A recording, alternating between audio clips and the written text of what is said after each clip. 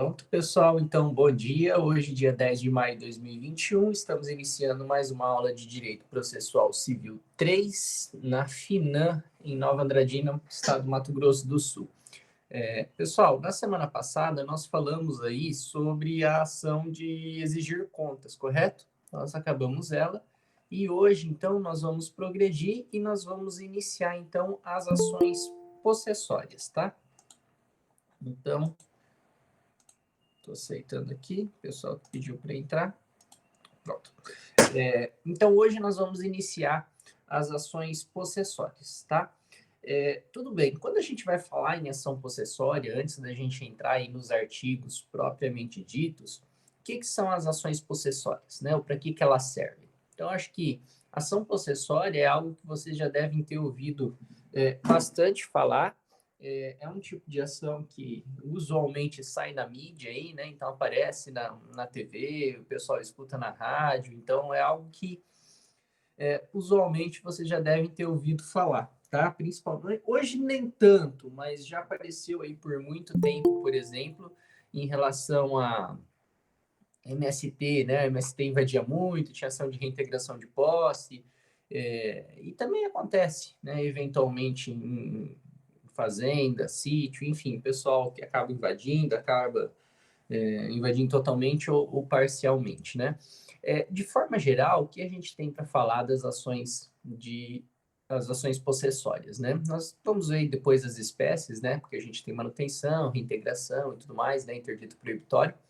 Mas quando a gente vai, antes da gente falar de manutenção e reintegração, o que a gente tem que falar é que as ações possessórias, elas são referentes, então, à posse do imóvel, tá? Então, por isso, possessória. A gente está tratando aqui de posse do imóvel, tá? É isso que a gente vai falar. E essa posse do imóvel, ela pode ser, então, perdida, né, parcialmente ou totalmente. Então, vocês imaginem só alguém que tem uma casa, essa casa é invadida e a família que invadiu está morando lá, né? Você tem que fazer alguma coisa. Imagina só, você botou a casa para alugar, estava na imobiliária, alguma pessoa que estava passando por lá viu a placa, viu que não tinha ninguém, invadiu a casa lá, trocou as fechaduras e está morando lá. Então, o fato dela ter adentrado fisicamente nesse imóvel não quer dizer que ela tenha ganho, né, a propriedade e que a posse dela seja justa, né? Então, o fato de alguém ter invadido um imóvel, pode ser um imóvel urbano, pode ser um imóvel rural, não dá a essa pessoa, né, o direito de permanecer lá. Então, tem que existir um instrumento jurídico para se resolver essa questão, né? Ou seja, para que aquela pessoa que tenha invadido essa residência ou esse imóvel rural, para que ele possa ser compelido a sair dali, tá? Então, as ações possessórias, eles têm como esse o objetivo, né? Retirar o invasor do imóvel ali que foi perdida essa posse, né? Que o proprietário ali perdeu a posse, tá? Então, essa é a questão aí que a gente vai tratar aqui, tá? Primeira situação aí conceitual. Tá.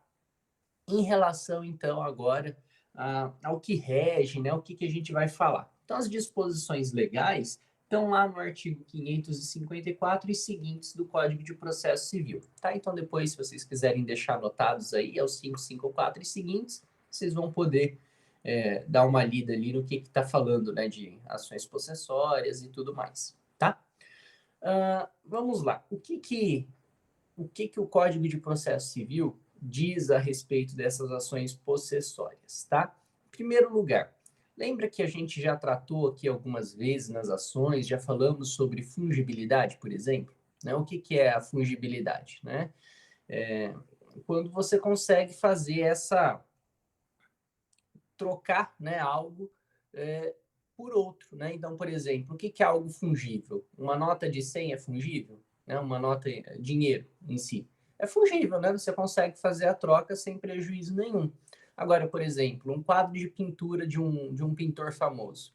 Não é fungível, não tem como você trocar, né, por outro exatamente igual. Você pode até fazer uma réplica, mas não vai valer a mesma coisa, né? E assim por diante. Então, nós temos essas questões de serem ou não fungível. E quando a gente vai falar das ações possessórias, nós vamos observar aqui na aula de hoje e da semana que vem, que a gente não consegue acabar ação possessória em uma única aula, mas nós vamos observar o seguinte, que existe lá, por exemplo, ação de reintegração de posse, ação de manutenção de posse. Então, existem alguns nomes diferentes, tá? Que o código vai dar.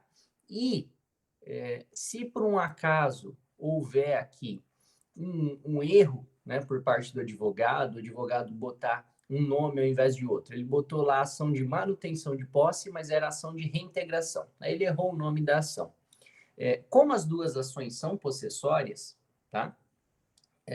O código, ele permite, então, que se utilize aqui dessa questão e que ele conheça do pedido, tá? Então, o juiz, ele vai poder conceder aí a proteção legal, ele vai poder conceder, né, a liminar, vai poder conhecer da ação, mesmo que haja aqui um erro em relação ao nome da ação, tá? Então, se for proposta uma ação possessória, tá? Ao invés de outra, nós já vamos ver quais são essas diferenças, né? Por que é manutenção, por que é reintegração e assim por diante, tá?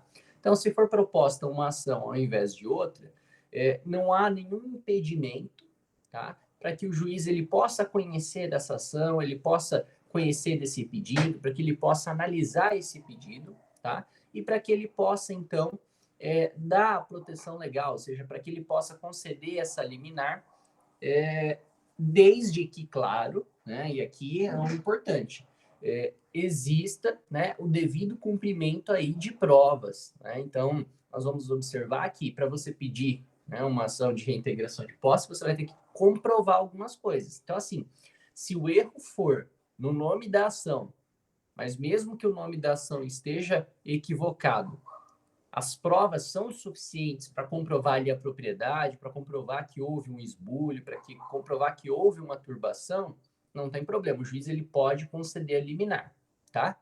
Então, essa é a primeira questão que a gente tem que ter. Pessoal, só me dá aqui 10 segundos, só deixa eu acertar um negocinho aqui.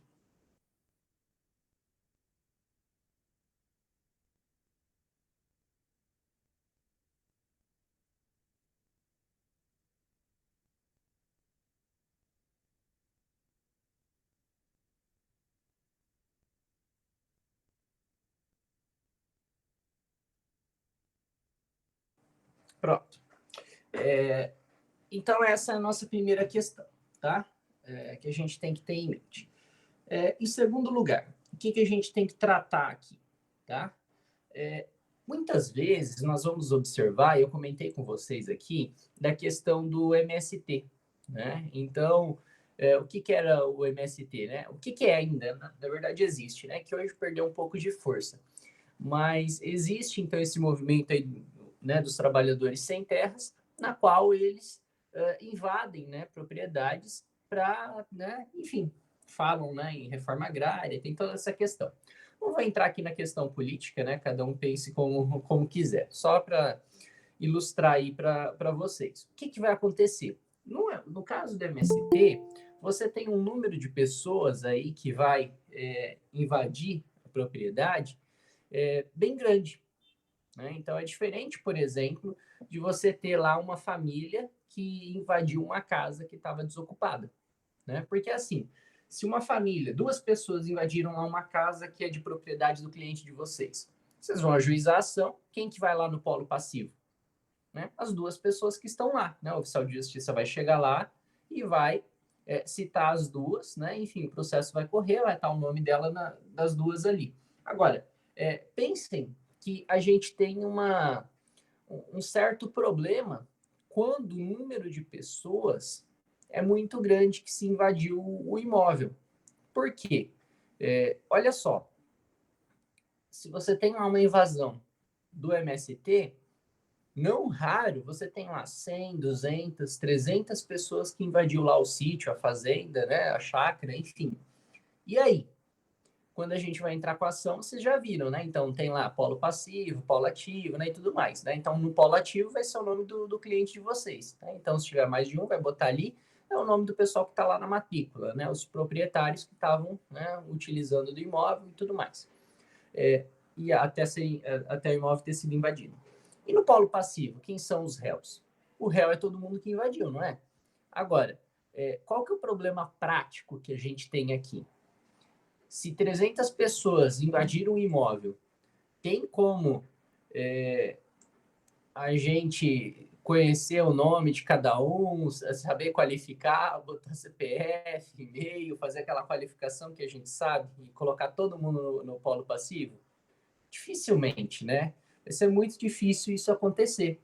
Então, aqui, quando a gente fala de ação possessória, a gente já está falando de um procedimento especial. É algo que, né, na maioria das ações, não vai acontecer. Então, assim, o código ele já faz essa previsão, né? Que muitas vezes, nas ações possessórias, nós vamos ter aí um grande número de pessoas, né, que iriam figurar no polo passivo, né? Então, como réus da ação, teoricamente teriam muitas pessoas. Só que qual que é a questão aqui? Dificilmente a gente vai conseguir qualificar essas pessoas. Como que a gente vai botar nome, endereço, vai botar... nem o primeiro nome você sabe. Que também não pode ser exigível aqui que a gente né, tenha que mandar o cliente lá no próprio imóvel que foi invadido perguntando o nome do povo, né? Porque isso iria trazer riscos à segurança dele. Não tem como a gente fazer isso, né? Muito difícil. Então, assim, no polo passivo, se você souber o nome de alguém, porque assim, no MST, às vezes, o coordenador da invasão, sai o nome dele no jornal, na rádio, alguma coisa, você até sabe, né? Então, eventualmente, o nome de um, dois réus, você vai saber, você vai poder qualificar pelo menos o nome, né? Mas a maioria não. Então, o que, que a gente vai fazer aqui, tá? A gente vai pedir para que seja feita a citação pessoal dos ocupantes, tá?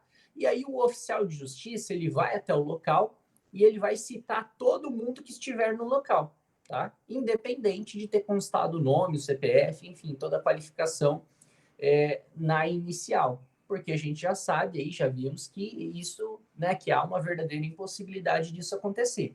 Então, o oficial de justiça faz essa citação pessoal de todo mundo que está ocupando o imóvel.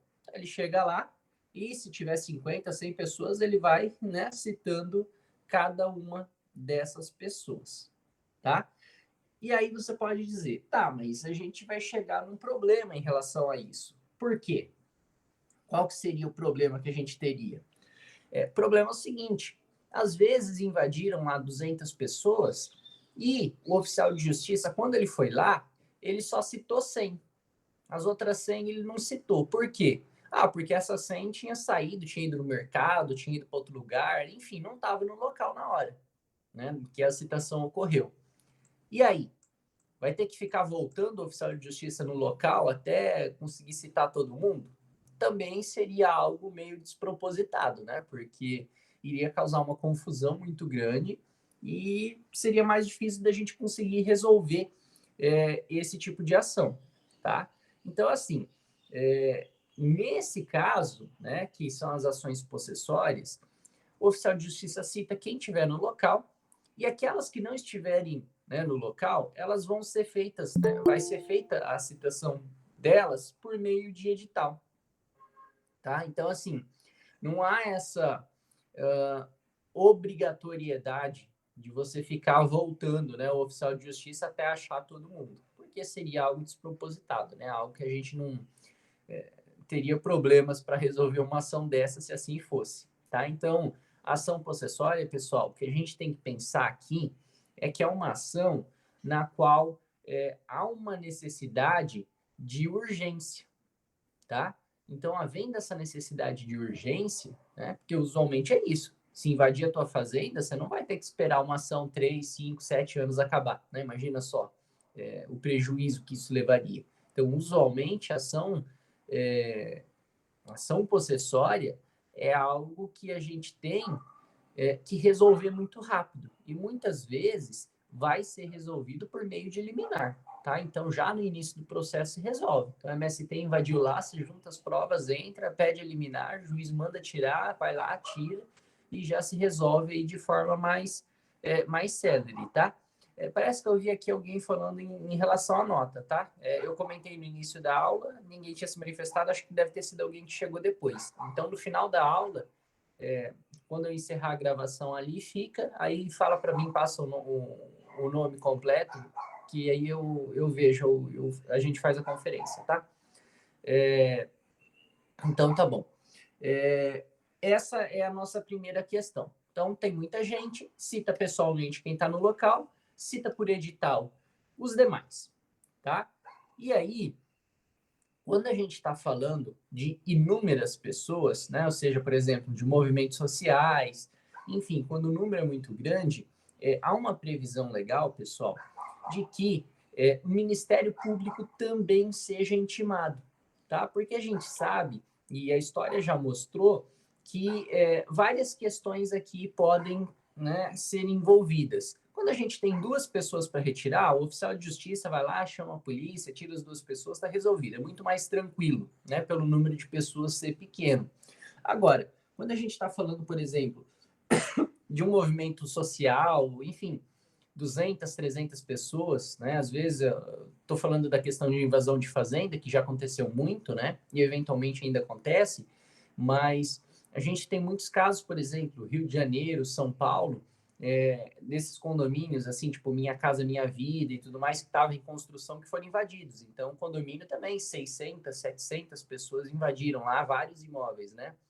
Prédio, cada um pegou um apartamento e entrou. E aí? Olha o problemão que é isso. E não dá para o juiz simplesmente mandar a polícia, né? Sair atirando em todo mundo, né? Seria algo assim, não tem nem como dizer, né? Então a gente tem que resolver, claro, né? A propriedade, a posse, enfim, tem que ser garantida, só que a gente tem que fazer de uma forma também, né? A não causar, enfim, mortes, não causar problemas, né? A todos os envolvidos. Então aqui há uma previsão expressa de que o Ministério Público seja intimado, tá? E aí, em outra questão também, se a gente está falando de pessoas que têm hipossuficiência econômica, vai ser também intimada a Defensoria Pública, né? Porque eventualmente eles vão prestar assistência a essas pessoas, tá? Agora, qual que é a questão, né? Quando a gente envolve muita gente, é bem comum, por exemplo, nesse caso aí do... Acertando a câmera aqui. Nesse caso do, por exemplo, do que eu estava falando do condomínio lá, né, do Minha Casa Minha Vida, que teve alguns casos lá no Rio, em São Paulo, né, que as obras começaram a atrasar e várias pessoas invadiram lá os apartamentos. Nem pronto estavam ainda, né? Você tem que ter aí um manejo. Não dá para simplesmente mandar a polícia direto, né, para tentar tirar, né, sair batendo no povo, enfim, fazer alguma coisa do tipo. Então, assim, é usual, pessoal, e para isso se intima tanto a Defensoria quanto o Ministério Público, que você conceda ali um prazo, que você vá lá, enfim, às vezes a própria prefeitura da cidade, ela tem que ela faz ali um trabalho social, vai pagar um aluguel social para ir para outro lugar, enfim, cadastra esse povo em auxílio social. Às vezes tem algumas questões aí que se resolvem, né? Os órgãos públicos aí vão resolver de alguma maneira, tá? Isso é normal de acontecer, tá? E também porque se dá um prazo ali para que essas pessoas saiam, tá? Não chega direto, né? Fazenda ainda é um pouco mais rápido, mas, por exemplo, esse caso dos condomínios, né? Tem móveis, tem um monte de coisa a mais, então, às vezes, se dá um prazo ali para se tirar, né? Claro que, em último caso, tem que mandar a polícia e tudo mais, e às vezes eles vão ter que se utilizar da força para fazer essa retirada. Mas o que eu quero dizer é que, quando nós temos essas centenas de pessoas, aí o procedimento, às vezes, ele é um pouco mais moroso, né? A gente tem aí uma questão de se... enfim, tem alguns procedimentos a mais para acontecer. Não vai chegar jogando bomba lá de efeito moral, né, gás lacrimogêneo para tirar o povo de qualquer maneira, tá? Até porque é uma questão social. Então, isso é o que a gente tem que ter em mente, tá? O que vai acontecer? em relação ao oficial de justiça, pessoal, tá? O oficial de justiça vai chegar em um primeiro momento para fazer a citação, ele vai citar, né? Em uma única vez que ele vai procurar, né? Isso eu já comentei, é uma única vez que ele vai até o local, então ele procura esses ocupantes e ele vai citar, né, eles, e o resto vai por edital. Tudo bem. O juiz, ele pode tomar alguma medida a mais, porque a gente sabe aqui que essa citação por edital, ela, digamos assim, é meio que ficta, né? A gente tem lá a citação por edital, mas praticamente ninguém lê edital. Ainda mais quando a gente pega o pessoal que invadiu o imóvel, provavelmente ninguém vai ter lido nada, né? Não vai estar nem sabendo o que está acontecendo. Claro que a gente tem a questão de que, primeiro, esse pessoal se conversa, né? Então, mesmo que ele não estava lá no imóvel, quando ele voltar para o imóvel, as outras pessoas vão falar, né? Ah, o oficial de justiça veio aqui, não sei o quê. Mas, assim, existem mais algumas possibilidades para o juiz. Então, além do oficial de justiça ter ido até o local, além de ter a citação por edital, o juiz ele pode determinar aqui que se faça uma ampla publicidade, né, de que aconteceu, né, está acontecendo, né, está tramitando uma ação lá, e os prazos que essas pessoas têm. Então, assim, como que o juiz ele pode se valer, né, para resolver isso? Ele pode publicar, né, mandar publicar aí anúncios em jornais locais, em rádios locais, tá? Mandar postar, né, algum cartaz no local, tá? Assim, jornal escrito, antigamente se utilizava bem mais, né? Porque o pessoal lia mais, jornal escrito e tudo mais. Hoje acontece menos. Então, assim, principalmente nesses casos aí de São Paulo, Rio de Janeiro e tudo mais, a gente tem observado que nessas rádios comunitárias, essas rádios locais, muitas vezes sai o anúncio. Então, o juiz determina que seja, né, publicado lá e aí fala, né, olha, né, tá tramitando uma ação, não sei o quê. Enfim, né, é dado publicidade aí para que as pessoas tenham, né, ciência. Outra questão que é muito comum, tá? Isso aqui é meio que praxe, tá? Você colocar cartazes, né? Então você vai lá e nesses imóveis, por exemplo, que eu estou citando desses condomínios lá do Minha Casa Minha Vida que foram invadidos, se faz o cartaz, né? Falando, né? Ação tal e tudo mais, o que está acontecendo, e coloca lá na região do conflito. Qual que é a região do conflito? É o próprio condomínio. Então, por exemplo, coloca na entrada, né? Ali na portaria, na entrada de cada um dos blocos que estava sendo construído que o pessoal invadiu, tá? Então, existem aí meios para quê? Para que se dê essa publicidade, e dando essa publicidade, é o que a gente comentou. Muitas vezes, a gente vai ter aí uma situação de se evitar conflitos, né? Você consegue que essas pessoas aí saiam de forma mais tranquila. O que é o melhor, né, pessoal? Porque o objetivo da justiça, o objetivo de tudo, é ter também aí uma pacificação social, né? É tentar se resolver, né? E o que se pretende é resolver aí de uma forma mais tranquila, né? Para a justiça ter que mandar a polícia lá para tirar todo mundo à força, né? Jogar, quebrar tudo, enfim, expulsar o pessoal lá com essas bombas de efeito moral e tudo mais. Claro, às vezes, lá em último caso, não tem o que fazer. O pessoal resistiu, mas não é o objetivo, não é isso que se quer. Não, o que se quer é simplesmente garantir aí a posse para o real dono, né, do imóvel. Tá? Então, Ô, aí, professor, e quem pode... fica responsável pelas perdas que o dono do imóvel vai ter, por exemplo, nesse caso aí do condomínio? O pessoal invade os apartamentos, né, mesmo antes de construído. Vamos supor que eles realmente saíram, todo mundo saiu, ninguém resistiu e tal. Só que nesse intervalo de tempo que eles estavam no condomínio, eles destruíram tudo, porta, pintura, essas coisas erradas aí. Quem que o proprietário, o verdadeiro dono, no caso, vai arcar com os prejuízos ou não? Não, assim, juridicamente falando, o proprietário, e a gente já vai ver isso ainda hoje, ele, além dele entrar com essas ações aí de manutenção de posse ou reintegração de posse, ele pode pedir a condenação dos invasores, tá?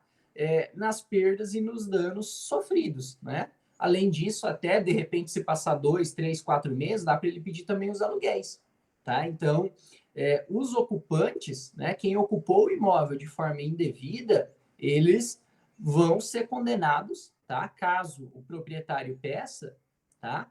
Nessas perdas, nesses danos, nesses aluguéis, enfim, em tudo que possa ir acontecer, tá? Então, eles vão ser condenados. Claro que, pessoal, uma das situações que a gente tem que ter em mente aqui é que, juridicamente falando, o invasor vai ser condenado, tá? Isso, tranquilo.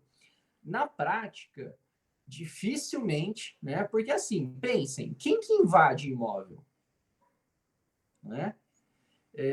Quando a gente vai falar do pessoal lá que participa de MST, esses condomínios que foram invadidos em São Paulo e no Rio, por exemplo, não são pessoas de posse, né? Então, assim, muitas vezes, pessoal, claro, tem os líderes do movimento que pegam dinheiro, né? É diferente, mas assim, eu digo no geral, né? No geral, a gente tem muito caso de invasão aí de pessoas que não têm nada. Então, elas vão ser condenadas, mas dificilmente a gente vai conseguir executar, né? Executar no sentido de receber, né? Não de fazer o cumprimento de sentença, isso é normal, juridicamente vai ser feito. Mas receber esse dinheiro, efetivamente, desse pessoal, costuma ser um pouco difícil, tá? Então, isso a gente tem que ter em mente. Costuma ser um pouco difícil, porque geralmente esse pessoal não tem aí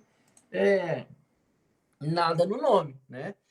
Muitas vezes, por exemplo, esses casos de condomínio Minha Casa Minha Vida, que o pessoal invadiu lá em São Paulo e no Rio, eram pessoas que não tinham nem para onde ir, né? Iam morar na rua, não sei o quê, tinham sido despejadas aí, e aí foram lá e invadiram. Então, assim, se a pessoa não tem dinheiro nem para pagar aluguel, né? Dificilmente vai conseguir pagar uma indenização, né?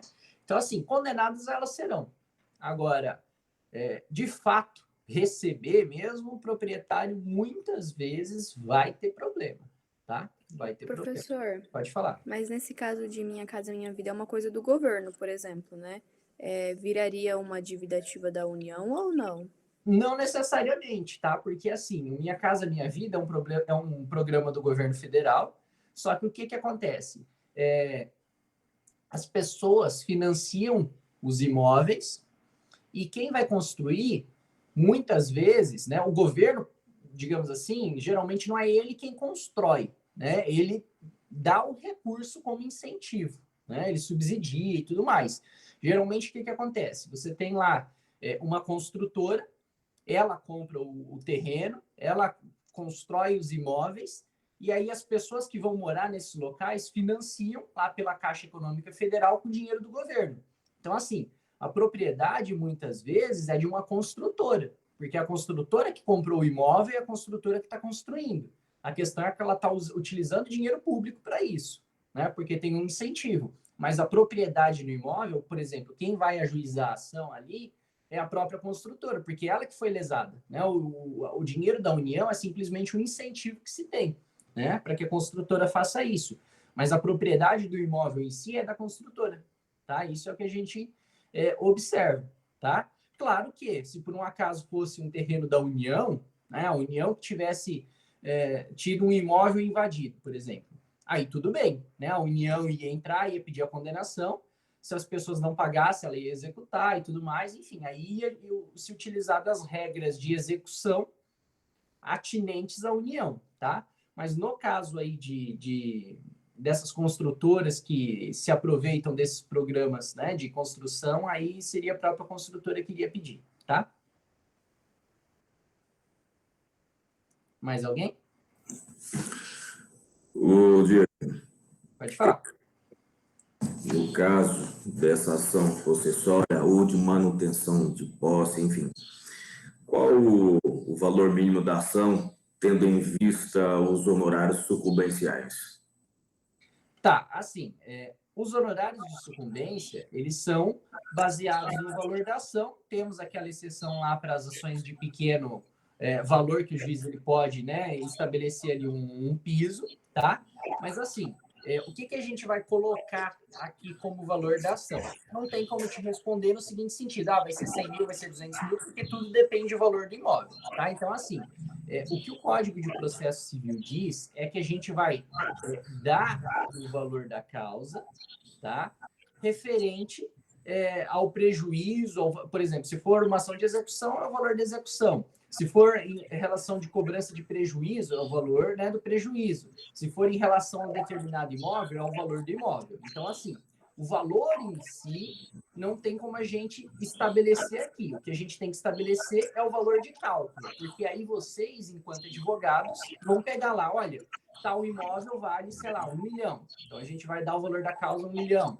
Ah, o imóvel vale 2, então a gente vai dar o valor de 2, tá? Então, assim, nessa questão de valor da causa, o que a gente vai ter que fazer é conceder nesse caso, né? Conceder não, estabelecer, né, nesse caso, qual que seria aí o prejuízo, qual que seria o valor, né, estabelecido nessa situação, tá? Muitas vezes o que a gente observa, tá? E a preocupação maior numa ação possessória, ela costumeiramente não é os honorários de sucumbência, tá? Porque é o que você falou, tem honorário de sucumbência? Tem, com certeza, não estamos discutindo isso. Mas a mesma pergunta, Wellington, que, se eu não me engano, a Larissa fez da questão da... Ou, não, acho que foi o Albert. Fez da questão do... se pode cobrar os danos. Poder, pode. Agora, receber isso é muito difícil, tá? Então, assim, na ação possessória, a gente vai pedir cobrar honorário de sucumbência, vai pedir para cobrar perdas e danos e tudo mais. Mas, assim, se essas pessoas usualmente sequer vão ter dinheiro para pagar a indenização propriamente dita, ou seja, as perdas e danos, quanto mais honorário de sucumbência, tá? Então, o que a gente observa nesses casos no dia a dia? Que essas pessoas, usualmente, principalmente ali da questão da defensoria pública, se está numa cidade maior, que tem defensoria e tudo mais, elas vão ter justiça gratuita. Então, o que vai acontecer nesse caso? Vai ficar suspensa, por exemplo, inclusive a cobrança das custas processuais e dos honorários advocatícios de sucumbência. Tá? Então, assim, o valor da causa a gente tem que estabelecer conforme a lei manda, e não conforme, digamos assim, a gente tem esse interesse em ganhar um honorário de sucumbência maior, principalmente nesse caso que usualmente não se consegue receber esses honorários de sucumbência, tá? Então a gente vai ver esse prejuízo, vai ver o caso concreto, né? Quanto que vale ali para dar o valor da causa, tá? Então, muitas vezes você vai ter que somar, né? Porque, por exemplo, além de você entrar com ação de manutenção ou de reintegração de posse, eles destruíram lá um barracão. O barracão custa em torno de R$1 milhão. Então, além do valor da causa que você vai dar referente à posse do imóvel, você vai ter que somar o prejuízo material de R$1 milhão. Aí, por exemplo, tinha gado, matou o gado. Você vai ter que somar quanto que vale, né, quanto que vale o gado e também somar isso.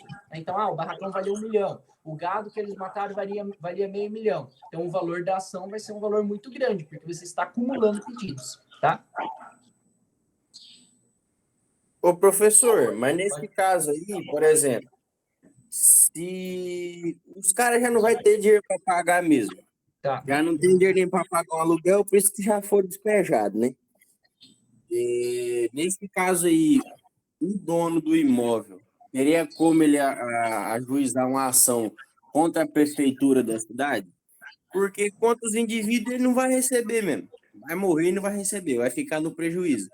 Isso não seria, assim, de certa forma, responsabilidade da prefeitura em zelar pelo imóvel, ou não? Não. Assim, Albert, a prefeitura menos ainda, né? Porque, assim, quando a gente vai falar de polícia militar, garantia de segurança e tudo mais, usualmente é Estado, né? Governo do Estado. A prefeitura tem as guardas municipais, mas geralmente é o governo do Estado que, né, digamos assim, tem maior responsabilidade na segurança pública, né? Do dia a dia, né? Geralmente, se a gente está tendo uma casa assaltada, qualquer coisa, é o Estado quem tem... Pessoal, tem alguém que está com a câmera não, com o microfone ligado. Dá uma olhada só, que tá dando... É o Hélio. Então, assim, geralmente o governo do estado é quem cuida mais dessas questões, assim, de segurança pública do dia a dia, né? Hoje a gente tem uma participação maior até dos municípios, né, com as guardas municipais, mas seria mais o governo do estado. Inclusive, quando a gente vai fazer essas questões aí de desocupação e tudo mais, né, dessas fazendas, quem vai fazer é a Polícia Militar, o governo do estado. Mas de uma forma ou de outra, Albert, não há essa responsabilidade, tá? Então, assim, pode-se até se tentar, mas assim, não tem como, pelo fato de terceiros terem praticado esse ato ilícito, não tem como a gente conseguir isso de indenização do Estado. Seria a mesma situação que a gente pensar o seguinte, olha, a minha casa foi roubada, né? Eu saí de casa, fui na igreja, fui comer fora. Quando eu cheguei, minha casa tinha sido roubada. E a segurança pública, quem tem que fazer é o Estado. Então, já que eu não achei o bandido, eu vou entrar com uma ação para que o Estado pague os bens furtados, né? Então, assim, difícil, né? A gente não tem essa previsão hoje, tá? No Brasil. Mais alguém?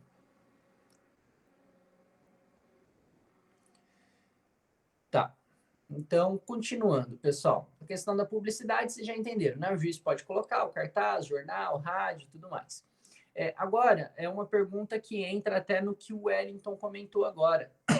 Não do propriamente dito do valor da causa, mas a questão de acumulação, que eu falei, né? Do barracão, do gado e tudo mais. Então, assim, pessoal, essas ações possessórias, né? A gente já vai ver as diferenças, mas assim, o objetivo principal da ação possessória é a gente conseguir restabelecer a posse para a gente, né? Isso é o objetivo principal. Então, invadir o imóvel, a gente quer ele de volta. Então, uma ação possessória vai servir exatamente para isso. Beleza, essa é a questão principal.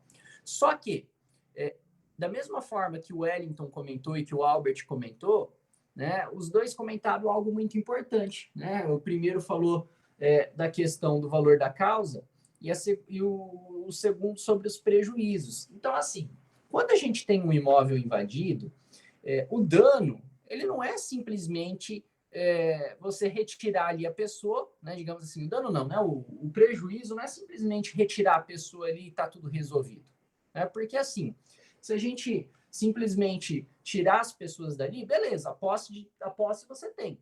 Mas existem várias questões aqui. Então, uma delas é a questão das perdas e dos danos, né? Então, assim, você perdeu, por exemplo, um barracão que eles botaram fogo, queimaram, tiraram a madeira, você teve danos aí, teve prejuízo, quebraram, sei lá, um poço, fizeram alguma coisa. A questão dos frutos, por exemplo, né? Retiraram lá colheita, fizeram a colheita lá de alguma coisa, sei lá, tinha um laranjal, tinha um pomar, alguma coisa, foram lá colher os frutos. Enfim, a gente tem várias coisas aqui que podem ocasionar de prejuízo, né, para o proprietário. Então, esses valores, essas perdas, esses danos, esses frutos, tudo que a gente tem e que foi perdido, por exemplo, com a invasão, pode ser pedido de indenização. Então, assim, é bastante usual a gente cumular, né, o pedido possessório, ou seja, a gente vai cumular a ação possessória com o quê? Com uma condenação, por exemplo, com um pedido de condenação dos réus nas perdas, nos danos, nos frutos, né, na indenização de tudo. Então, por exemplo, invadiram lá a tua residência. Não vamos pensar em MST, vamos pensar em uma família que entrou lá na tua casa que estava para alugar. Você vai poder, além de pedir para retirar elas de lá, que essas pessoas sejam condenadas, por exemplo, no aluguel. Ficou lá 2 meses até sair, né, a ação. Então, vai ser condenado no aluguel. Aí, às vezes, vai precisar pintar o imóvel. Vai poder pedir também para que seja pintado o imóvel. Então, assim, tudo isso são, né, coisas que a gente tem que levar em consideração. Então, até no valor da causa, a gente vai ter que ir somando todos esses prejuízos, né? Porque o valor da causa, quando a gente vai colocar aqui, nas ações condenatórias, é o valor do prejuízo, não é isso que o código diz? Então, a gente vai ter que somar esses prejuízos. Diego, Oi. eu até citei essa pergunta no conhecimento de um caso de um esbulho, onde colocaram o valor da causa, né, por exemplo, R$ 1.000, e o juiz fez, né, um despacho onde solicitou que aumentasse esse valor para suprir, no mínimo, os honorários. Por isso que eu citei essa pergunta, se teriam um valor mínimo dessa causa, né? Claro que se tiver um caso de prejuízo, quebrou, botou fogo e etc., né, tem que se colocar. Mas eu citei um caso prático aonde o próprio juiz solicitou que aumentasse o valor para suprir pelo menos os honorários sucumbenciais. Aham. Olha, na verdade, assim, Wellington, na questão dos honorários, você está citando um caso prático, eu entendo que nessa situação pode ter havido um erro do juiz, tá? Porque, assim, se o juiz ele entender, por exemplo, que o valor da causa deve ser o valor do imóvel, tudo bem, né? Então, assim, falar, olha, R$1.000 não dá, o valor do imóvel é de 200 mil, eu quero o valor da causa de 200 mil, beleza. Agora, alegar a questão de honorários de sucumbência para o juiz, porque assim, ele não é parte interessada no honorário propriamente dito, tá?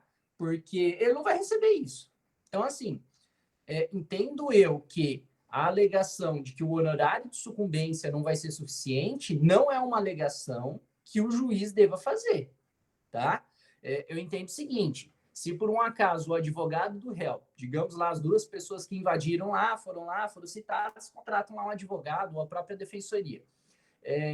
Se por um acaso quem esteja advogando pelo réu queira fazer uma impugnação do valor da causa, existe um procedimento de impugnação do valor da causa, tá? E aí eu acho legal, beleza, a pessoa vai fazer e aí o juiz vai julgar se tal ou não está correto.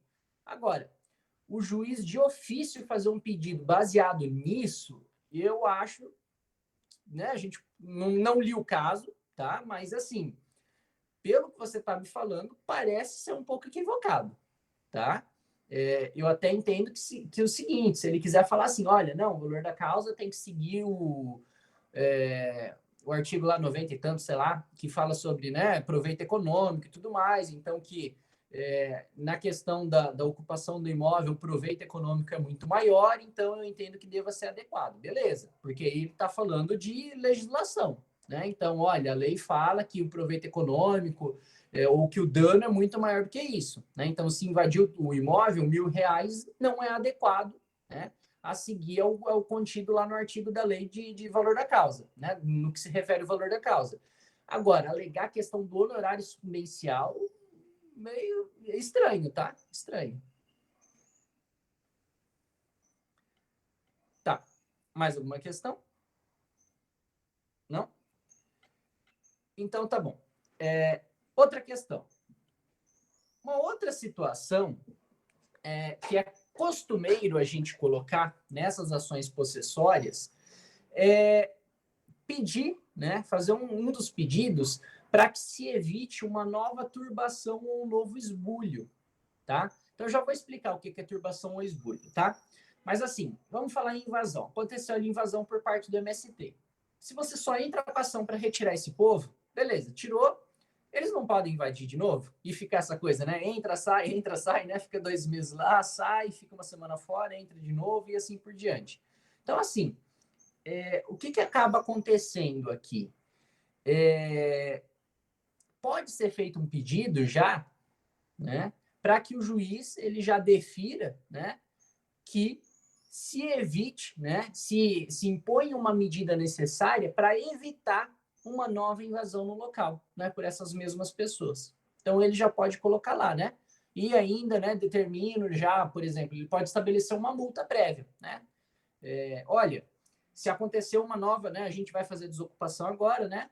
E se por um acaso acontecer uma nova invasão, né, estabeleço já de antemão uma multa de, sei lá, R$500 mil por dia.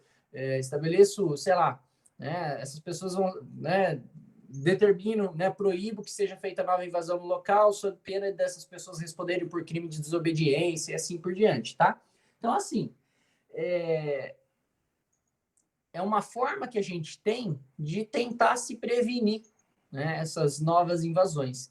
Que na época que o MST era muito forte, acontecia muito, né? A gente já observou, né, esses imóveis que eram sempre invadidos, né? Tanto que até a lei lá, quando a gente falava de reforma agrária e tudo mais, foi mudada. E foi estabelecido que o imóvel que fosse invadido, ele não podia ser desapropriado. Não sei se vocês lembram disso, né? Mas era uma questão. Por quê? Porque daí o pessoal sabia que se invadisse aquele imóvel para a reforma agrária não servia, né? Não poderia ser feita essa desapropriação. Então, era uma das questões aí que se tinha, tá? Pessoal, até... deixa eu pegar aqui, peraí, deixa eu ver se...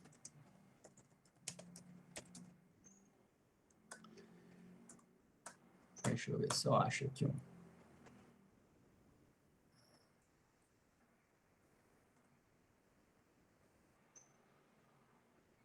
Eu queria achar aqui um artigo. Depois vou mostrar um artigo para vocês na semana que vem sobre essas questões. Mas aí não tem problema. Depois eu mostro para vocês na semana que vem, tá? Aí, pessoal, o que a gente tem aqui ainda para comentar antes da gente partir para o encerramento? Mais uma questão, tá? Acontece, às vezes, pessoal, de que o autor ele faz isso de má fé. Até agora a gente estava falando de situações na qual ele tinha posse e foi lá o MST, foi alguém, invadiu e tudo mais. Beleza, isso é o mais comum de acontecer, tá? É o que a gente vai observar aí mais no dia a dia, tá? Isso aí vocês vão observar mais quando vocês estiverem advogando. Só que não pode acontecer também, por exemplo, do réu ter a posse lá, né, do local, e o autor tentar fazer isso de má fé, por exemplo. A gente tem casos, inclusive, pessoal, de que, por exemplo, os réus estão lá no local, já têm direito ao uso capião, por exemplo, né? Já estão lá há mais de 5, 10, 20 anos, e aí a pessoa percebe que tinha aquele imóvel e tudo mais, que perdeu, e entra com uma ação possessória. Né? Entra com uma ação falando que foi invadida e tudo mais, junta a matrícula, que está no nome dela ainda, né? Porque o réu que está morando lá no local há muito tempo nunca fez, né? Digamos assim, nunca entrou com a ação de uso capião para resolver o negócio, né? E aí isso pode acontecer. Então, assim, nesse tipo de situação, o código ele fala, olha, é lícito que o réu, na contestação, por exemplo, se acontecer isso, né, ele estava lá no local, nunca tinha pedido a uso capião, e aí o autor vai lá e entra contra ele, né, dizendo que ele invadiu o imóvel lá e que ele tem que sair. Né? Então, assim, muitas vezes pode acontecer de que o autor ele vai lá, entra com essa ação e invade lá o imóvel, né, que em que pese esteja no nome dele, e a posse, né, e a propriedade já até perdeu, né, só não teve ação de uso capião para regularizar. Mas isso pode acontecer. E às vezes essa pessoa vai lá e invade, por exemplo, uma fazenda. Você tem casos aí no Mato Grosso, enfim, até mais para o norte do país, aquelas fazendas imensas, né, na qual a pessoa nem vai, né, em toda a fazenda. E às vezes está lá 10, 15, 20 anos já com uma pessoa, né, a pessoa tem a posse lá, ou cuida das coisas, e a pessoa, o dono, né, o proprietário registral, né, quem tem o registro, percebeu. Aí ele vai lá e ele invade, né, e aí entra ainda com uma ação possessória. Então, assim, se acontecer alguma situação dessa, essa pessoa que tem a posse, mesmo que ela não tenha entrado com a ação de uso capião e tudo mais, se o autor está errado nessa situação, porque o autor foi ele quem invadiu, né, a posse, né, quem prejudicou a posse do réu, ele pode sofrer na contestação, tá? Pode ser utilizado esse argumento, e aí o réu vai falar, olha, não, eu estou aqui já faz mais de 20 anos, eu teria direito ao uso capião, poderia ter feito esse registro, não entrei com a ação de uso capião, mas eu que fui esbulhado, eu que fui turbado na minha posse. Então, eu quero meus prejuízos, eu quero cobrar aqui os valores. Então, o réu vai poder também cobrar valores do autor, tá, pessoal? Por mais que isso não seja tão comum. E aí, só para explicar para vocês, porque eu estou utilizando dois termos aí, né, bastante nessa aula e a gente ainda não falou. Vamos lá. O que é turbação e o que é esbulho, tá? Vou até escrever aqui para vocês. Vamos lá, então. Turbação e esbulho, tá? Então, em primeiro lugar, o que é o esbulho? O esbulho, pessoal, é a perda total da posse. Então, assim, quando houve uma invasão e você invadiu o imóvel inteiro, tá? Então, por exemplo, a casa. A pessoa invadiu tudo, né? Ou a fazenda. tomou, né? O invasor tomou posse de tudo, entrou lá na fazenda inteira. Aí é esbulho, tá? Então, o esbulho, ele é total. A turbação, ela é parcial, tá? Então, na turbação, o que a gente tem, por exemplo? Você tem uma fazenda lá de 100 alqueires. Os invasores só entraram num pedaço da fazenda, tá? Então, eles foram lá, montaram acampamento só em, sei lá, 2 alqueires. De 100 alqueires da fazenda, só 2 alqueires. Eles pegaram só uma partezinha e eles estão acampados lá e eles só usam aquela parte. Então, nesse caso, a perda da posse não é total. Por quê? Porque o dono ele consegue continuar plantando, colhendo, fazendo as coisas no resto da fazenda dele. Ele perdeu só uma parte. Então, se ele perdeu só uma parte, ele foi turbado na posse, tá? Agora, se ele perdeu tudo, ele foi esbulhado, tá? Então, a gente tem esses dois termos quando se trata de ação possessória, tá? Então, turbação e esbulho. O esbulho total, a turbação parcial, tá bom? Alguma dúvida, pessoal? A gente vai acabar só semana que vem, tá? Não tem como acabar hoje essa parte da possessória, porque a gente ainda nem entrou na questão da manutenção, da reintegração, nada do tipo, tá? Então é isso, pessoal. Eu peço que o Wellington, que comentou agora, não sei se tem mais alguém. Se tiver mais alguém aí que teve alguma questão com a nota, tá? Eu peço que fique, tá? Ó, a Josiane também. Então fica aí o Wellington e a Josiane que a gente já resolve isso aí, tá? O resto, até mais, até semana que vem.